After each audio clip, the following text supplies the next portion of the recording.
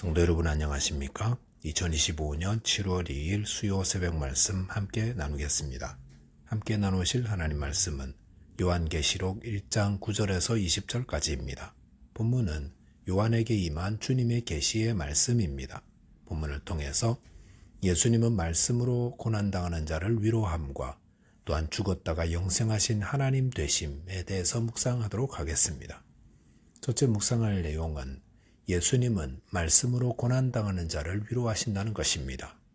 본문 9절에 보시면 나 요한은 너의 형제요 예수의 환난과 나라와 참음에 동참하는 자라 하나님의 말씀과 예수를 증언하였으므로 말미암아 pat모라 하는 섬에 있었더니라고 하였습니다.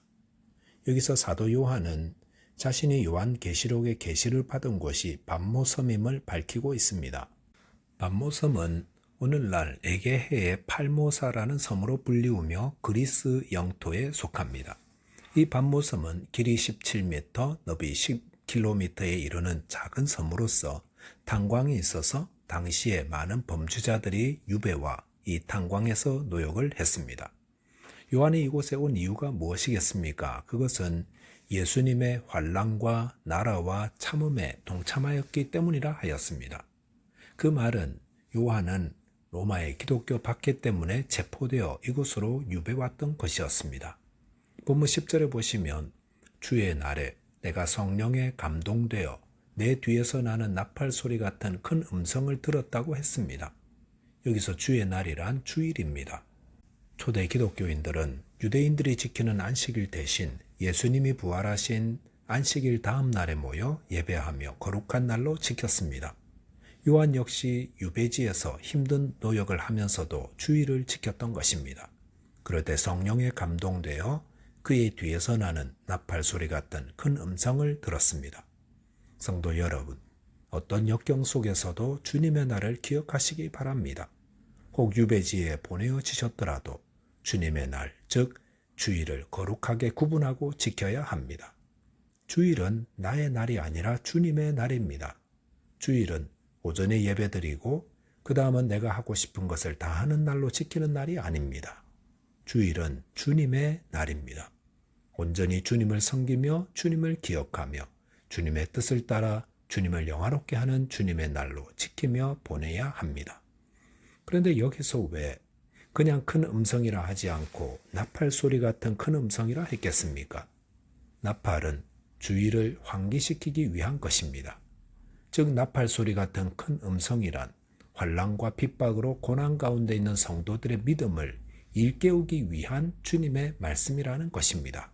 고난은 우리 영혼을 잠들게 만들 수 있습니다.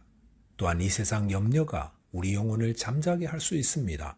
그럴 때에 믿음도 잊고 주님도 잊을 수 있습니다. 그럴 때 주님의 말씀이 우리 영혼을 깨웁니다.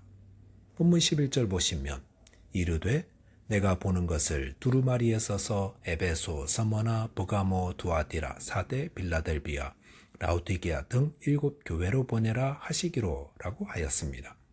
주님은 요한 사도에게 네가 보는 것을 두루마리에 써서 7 교회로 보내라 하십니다. 요한계시록 2장 3장에 나오는 7 교회는 환난과 핍박 속에서도 믿음을 지키고 있었습니다. 또 어떤 교회들은 세상과 타협하며 회개가 필요하기도 했습니다. 그런 교회들에게 주님은 어떻게 하십니까? 말씀을 통해 그들을 격려하고 책망하고 위로하고 계십니다.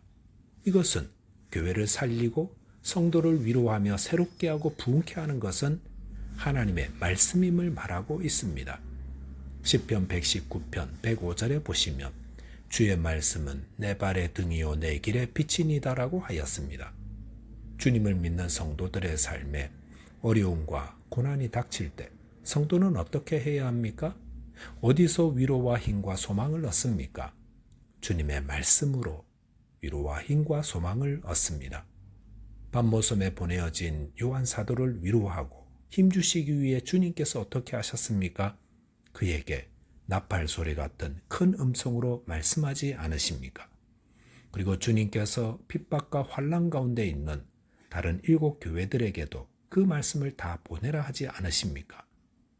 지금도 주님은 믿음으로 사는 성도들을 위로하고 격려하고 소망을 주시기 위해 말씀을 들려주십니다. 그러므로 주님의 말씀을 들으시기 바랍니다. 저와 여러분이 주님의 말씀을 통해 주님의 위로와 힘과 소망을 얻게 되시기 바라겠습니다. 둘째로 묵상할 내용은 예수님은 죽었다가 영생하신 하나님이시라는 겁니다. 본문 12절에 보시면 몸을 돌이켜 나에게 말한 음성을 알아보려고 돌이킬 때에 7 금촛대를 보았는데 라고 했습니다. 요한은 뒤에서 들리는 나팔 소리 같은 큰 음성을 알아보려고 돌이켰습니다. 그럴 때 그의 눈에 가장 먼저 들어온 것은 7 금촛대였습니다. 요한계시록에서는 어떤 사물들이 상징하는 바를 바르게 이해해야 합니다. 여기서 7 금촛대란 본문 20절에서 7 교회라고 하였습니다. 7이란 완전수라고 하였으니 이 7 금촛대란 주님의 모든 교회를 의미한다 할 수 있습니다. 그런데 왜 금이겠습니까?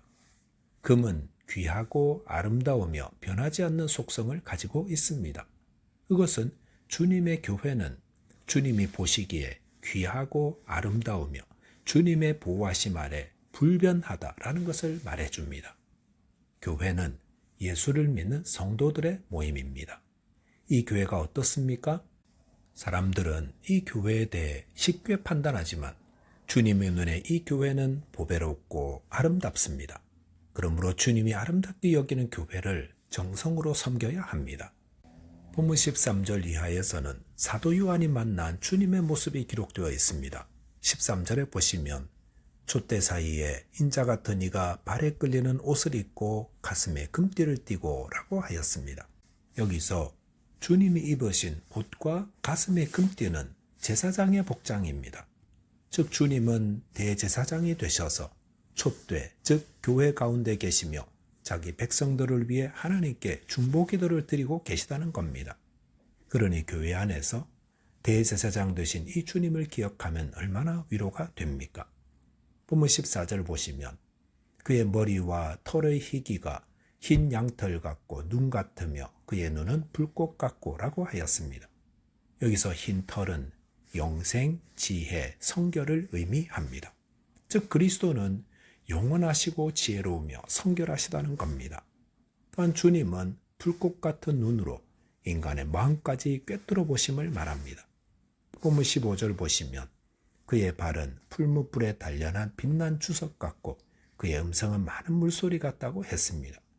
주님의 발이 풀무불에 단련한 빛난 주석 같다는 것은 세상을 심판하실 영광과 권능을 가지셨음을 말합니다.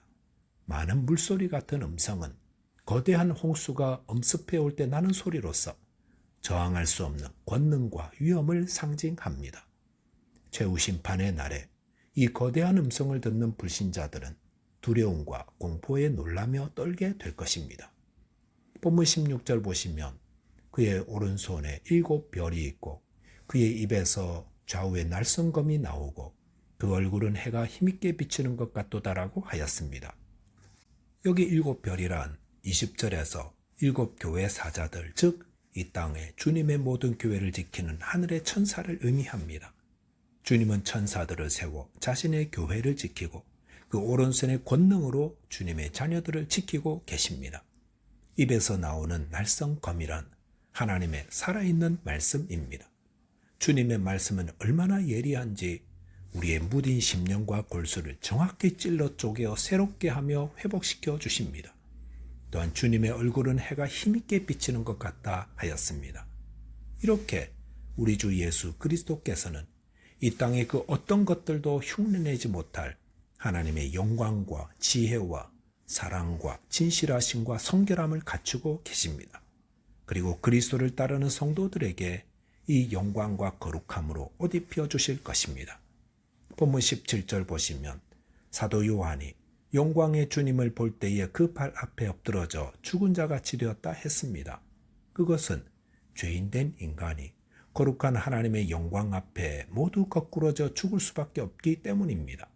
그럴 때에 주님께서 오른손을 얹으셔서 그를 격려하셨다 하였습니다. 본문 18절에 보시면 주님은 죽었다가 다시 살아 영생하신 분으로 사망과 음부의 열쇠를 가지셨다 했습니다. 열쇠란 권세를 의미합니다. 즉 예수님은 십자가에서 죽으신 뒤 부활하시사 사망을 이기시고 또한 자기 십자가로 구속하신 자들을 사망에서 해방시키는 권세를 가진 분입니다. 그러므로 그를 믿는 자는 영생과 하나님 나라를 유업으로 받게 해 주십니다. 저와 여러분이 사망과 음부의 권세를 가지신 주님께서 우리를 죽음에서 해방시키시고 영생 주심을 감사하며 끝까지 믿음으로 승리하는 자 되시기 바라겠습니다. 기도하겠습니다. 하나님 아버지, 저희가 고난 가운데 있을 때의 말씀으로 위로하심을 감사합니다. 그 말씀을 날마다 가까이 하며 위로와 힘과 소망을 얻게 해 주옵소서. 또한 죽음에서 영생하신 예수 그리스도를 온전히 믿고 따르는 자 되게 해 주옵소서. 예수 그리스도의 이름으로 기도하옵나이다. 아멘. 오늘도 믿음 안에서 승리하는 하루 되시기 바라겠습니다. 감사합니다.